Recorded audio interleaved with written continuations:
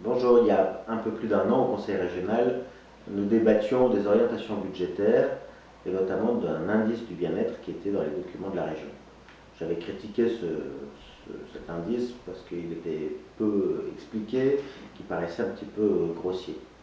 C'est un sujet important puisque la question de l'indice du bien-être, c'est un objectif politique qui mérite d'être travaillé. Il s'agit de construire un tableau de bord qui soit vraiment en phase avec nos attentes, avec ce qui fait notre qualité de vie, avec ce qui fait notre richesse aujourd'hui, la réelle richesse de nos vies.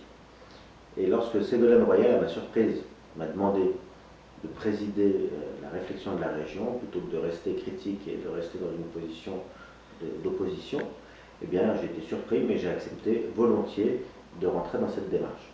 Un peu plus d'un an après, nous avons rendu nos conclusions, qui j'espère feront l'objet d'un débat en session régionale, d'une étude commission par commission.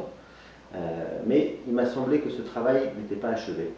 On avait sûrement amélioré les choses, mais que si on voulait aller vraiment en profondeur, il fallait passer à une phase de démocratie participative, où on donne la parole au plus grand nombre, en l'occurrence à ceux des habitants de Poitou-Charentes qui voudront se saisir de ce sujet. Donc sur ce blog, je vous invite à connaître certaines des études qui ont été faites sur ce sujet, soit au niveau mondial, soit au niveau français, soit au niveau de Poitou-Charentes. Je vous invite aussi à croiser le regard de différents Charentais que j'ai interrogés et je vous invite à vous exprimer. J'espère que ce blog pourra vivre, pourra s'enrichir de vos contributions et j'espère qu'ensemble on pourra avancer pour savoir vraiment ce qui est le bien-être dans nos vies et donc quel doit être l'objectif de nos politiques.